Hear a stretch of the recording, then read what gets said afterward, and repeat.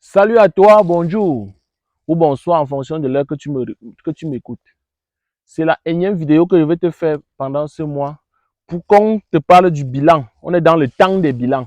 On a lancé les deux propagateurs ici ensemble et c'est maintenant le temps de faire le bilan pour voir est-ce que ça a donné, est-ce qu'on a atteint les objectifs escomptés, est-ce qu'on a été au-delà ou on a dépassé les objectifs. Donc dans cette vidéo, je vais te donner les détails, tous les détails nécessaires sur notre bilan.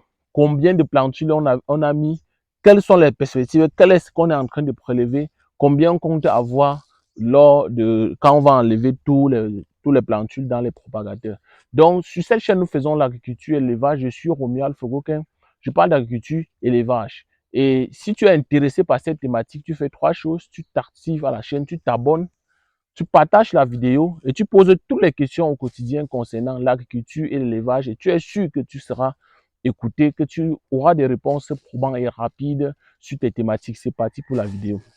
Salut à toi, je suis Romuald Fogokin. Sur cette chaîne, je te parle d'agriculture et d'élevage. Et aujourd'hui, je vais te parler du bilan de nos deux propagateurs que nous avons fait sur notre site de Balmayo.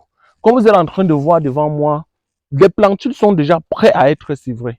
De ce côté-ci, on a commencé le sévrage depuis hier et voilà les plantules qu'on est en train de prélever. Et quand je regarde, ne serait-ce que pour le premier sévrage, parce qu'on ne sèvre pas tout le même jour. Quand vous regardez l'esplancie là, on a sévré les plus grands et après, on va encore remettre dans les propagateurs pour après recontinuer le sévrage. Donc, le sévrage ne se fait pas une seule fois. Pour la première vague, si on compte avoir 10 000 plantules lors du sévrage, regardez comment le tuc est plein. Regardez comment le propagateur qu'on n'a pas encore sévré, c'est totalement plein de plantules.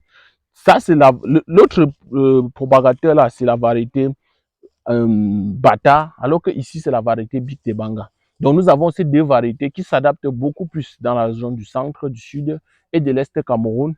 Ce sont des variétés très consommées dans ces régions et aussi dans la sous-région d'Afrique centrale. C'est pour ça que nous avons lancé ces différentes variétés dans nos propagateurs. Parlons maintenant du bilan. Nous allons évaluer ce bilan-là en deux temps. La première partie, on va essayer de te donner ce qu'on a mis en termes d'investissement et en termes du matériel. Déjà au niveau du matériel, tous ces deux propagateurs ont pris 5200 esplans, c'est-à-dire 5200 rejets de bananes plantains. Si tu as suivi les anciennes vidéos, tu as constaté que on avait fait le parage avec vous, on a fait l'introduction dans les propagateurs avec vous dans cette vidéo. On vous a donné tous les détails. Maintenant, les deux propagateurs, comme je vous l'ai dit, on a injecté 5200 esplans de bananes plantues. Les esplans, si tu veux les acheter, ça varie. On vend entre 100 francs et 125 francs en fonction de là où vous vous trouvez. Maintenant, après les esplans, qu'est-ce qu'on a encore investi en termes d'argent? En termes d'argent, on a acheté ces plastiques qu'on couvre avec. On a juste construit ces petits propagateurs.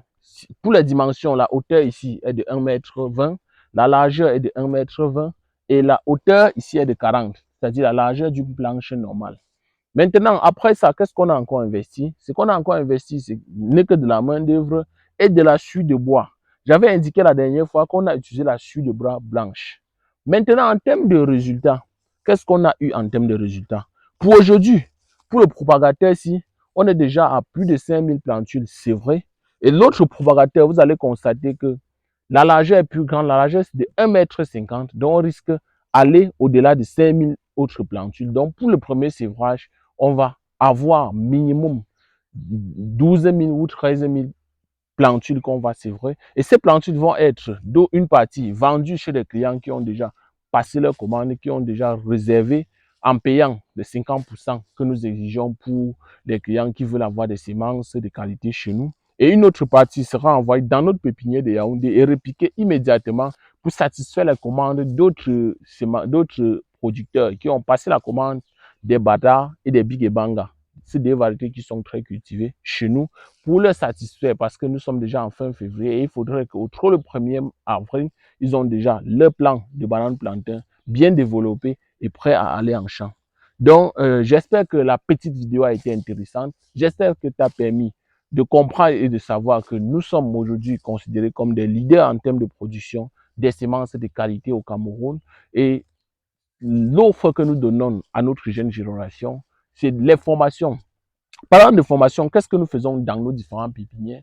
Vous avez la possibilité d'envoyer vos permanents ou d'envoyer votre personnel pour venir se former ici sur la multiplication des pifs, sur le greffage. Et pour ceux qui font l'élevage, nous faisons des incubations des ouvriers ou du personnel. Quand tu veux te lancer dans l'élevage des porcs, tu peux envoyer ton permanent ici. Il vient se former pendant 2 mois. Et après les 2 mois, il est totalement utile, non seulement à suivre ton projet, et aussi à rendre ce projet rentable, fiable, durable et compétitif. Donc, cette chaîne, c'est la chaîne leader. Si tu es intéressé, si tu as intéressé, tu n'as qu'à faire 2 choses.